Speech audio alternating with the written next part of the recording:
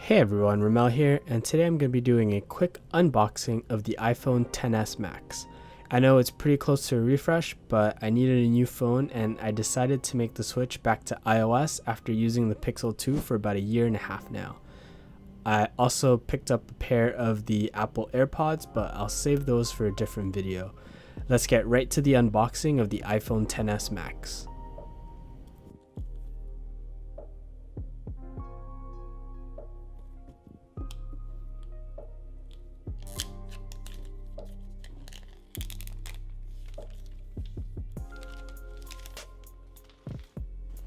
After removing the plastic wrap and opening the box, you're greeted with the usual Apple documents as well as some Apple stickers and the tool that you need to pop out the SIM tray if you don't already have one.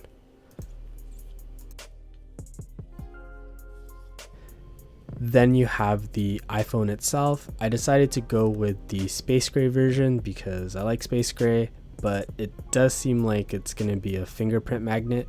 You have the USB power adapter as well as the earpods with the lightning connector. For the XS, they're not including the headphone to lightning dongle anymore. So if you want to use your own pair of headphones, you're going to have to pick up one of those. They're really trying to push towards wireless. Then you also have the standard lightning to USB cable for the charger. You can also charge the phone wirelessly if you have a Qi charging pad. I originally thought that the phone was going to be way bigger compared to my Pixel 2 since this is the XS Max, but it's not that much bigger actually. I know the Pixel 2 does have a case on and the whole phone is a screen, so it's a little bit of a reach for my fingers, but I typically use my phone with two hands anyways, so it's not that big of a deal.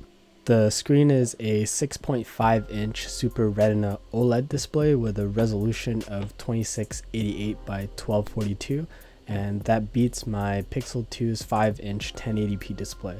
It's going to be great watching YouTube as well as my anime on this phone.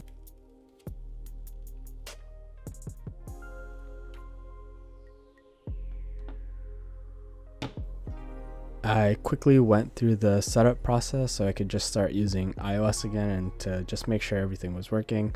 I didn't want to tie this temporary number to my iCloud account in case anything were to happen, but after the number was ported successfully, I just redid the setup normally. I'm going to be doing a more thorough review of the phone as well as iOS, comparing it to my Pixel 2, so be on the lookout for that.